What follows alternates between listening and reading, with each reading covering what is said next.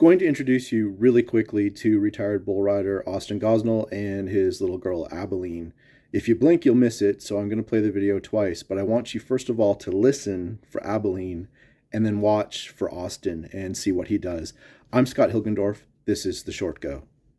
They're trying to calm me down. They're trying to calm me down. So Abilene decided she was going to try mutton busting and then decided maybe she didn't want to do it.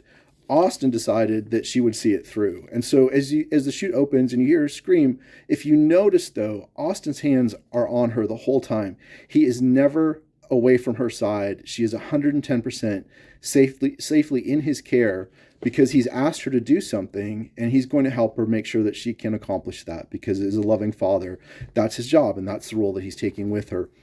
So we're going to look at the Old Testament and New Testament to see some verses that help show us that illustration of Austin taking care of his little girl and how God is with us through everything that he's going to ask us to do. So Deuteronomy chapter 31, verse 6.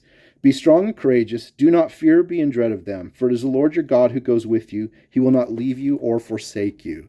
So Moses is now passing over leadership to Joshua, and Joshua has the responsibility then of leading the Israelites into the promised land. And they know that there is major conflict still waiting for them. But this is God's promise to them. It's called the promised land. He's giving it to them.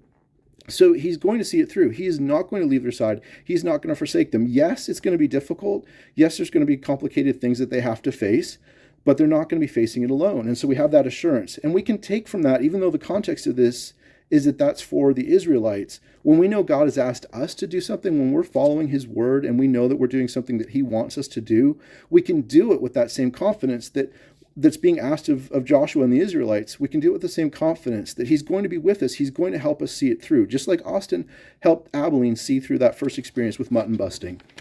So we're going to go to John 14, verses 15 to 17, because we're going to see then how now, years and years later, hundreds, thousands of years later, we have this opportunity that they didn't have back in the Old Testament with the Israelites.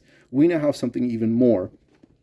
If you love me, you will keep my commandments. That's Jesus. And this in itself is a whole lesson. If you love me, you will keep my commandments. Jesus is saying if we really have faith in him, we're going to do what he asks us to do. But when he asks us to do something, there's this.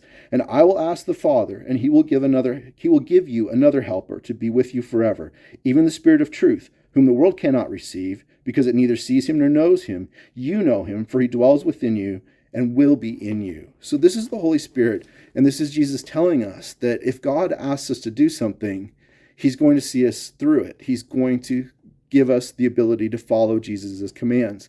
And part of the way that we have that ability is the Holy Spirit in us.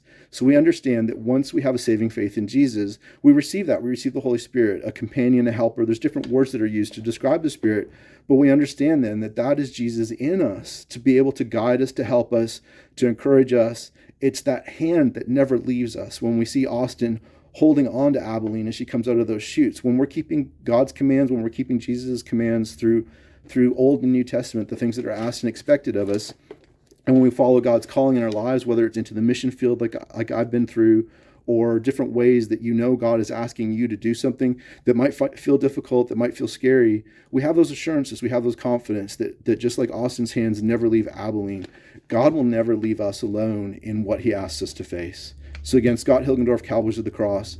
We're about to start a series on discipleship on the website. Every other Thursday, we have new content on there, cowboysofthecross.com. I encourage you to get into that. This is not beginner Christian stuff, but this is stuff for beginner Christians to start following. This whole series is going to teach us what it means to be disciples, how to live out our faith. So looking forward to getting into that with you guys. We'll see.